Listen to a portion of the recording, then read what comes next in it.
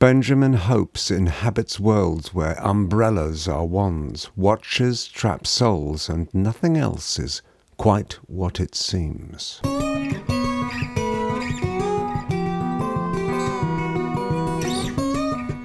Book 1, Chapter 1. October 1961. A rusty afternoon in a London graveyard. Dark umbrellas are converged around a shimmering black headstone and a freshly dug grave. Powerful gusts carry with them horizontal bullets of rain. Murmuring with discontent, most of the assembled scurry in the direction of a dark brick building, tired starlings bound for tea and chatter. The exodus reveals a small boy with an elderly male companion.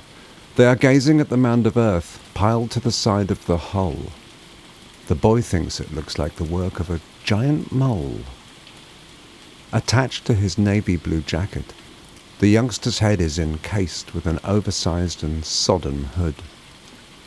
In his left hand he grips an unopened, wooden-handled umbrella. It looks like the small twin of his companion's. The old man, to the boy's right, holds the youngster's free hand. He is dressed in a long dark coat that displays a row of strange, angular-looking medals. For his headwear he utilizes an equally soaked ushanka. Abruptly resting his tightly bound umbrella against his thigh, he struggles to relieve a circular silver item from his inside pocket. Once the glinting metal is finally in his hand, he shakes it and then, with a tilt of his head, positions it at his ear. Born 1877, died 1961. What do those words say, Grandad? One of the few remaining mourners approaches, a grey-looking middle-aged man. The boy's question goes unanswered. Never looked a day over 21. We were certain she'd make at least 88. I followed your lead. Apparently you haven't considered this the right time to... Be sure to keep your treasures safe.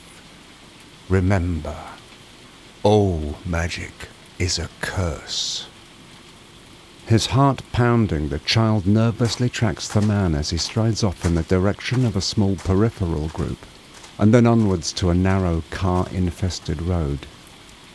The boy's companion's reactions are limited to the swift replacing of his shiny trinket, the firmer gripping at his umbrella's dark handle, and the murmuring of the words, "And evil never sleeps."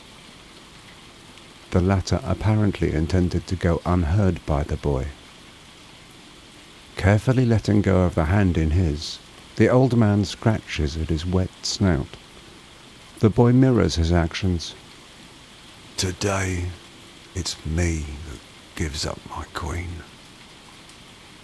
Anyway, my boy, the words on that headstone, let me put my specs on. Once again releasing the crook in his right hand, the old man's fingers dip in and out of various pockets until a hard, faded blue case is tugged from its cotton handkerchief nest. He tries to open it slowly, but it springs wide, sending a sweet wrapper airborne. Managing to salvage the eyewear, he slips the translucent arms over his ears and lowers the frame to its bony resting place. They say nothing ever happened. Why does it say that? Tears form in the corners of the old man's eyes. Retaking the boy's hand, they stand, shivering and staring through the rain. Because, Benjamin, your Nana wanted to pass on a very important message. What message, Grandad? She was reminding us to really live. Now it is the boy's hand that pushes deep inside his coat's pockets. His heart almost stops beating. That is, before a narrow metal edge burrows between the nail and tip of his middle finger. Managing a brief smile, the boy notices the escaped rapper has been brought to a halt by his shoe. I know one thing for sure. Nana would have told us off for being litterbugs. The child lifts his coat, forcing the soggy paper into a trouser pocket. Having accomplished his good deed, he sends his hand back in the direction of his older companion, soon comforted by the warmth of a reciprocal squeeze.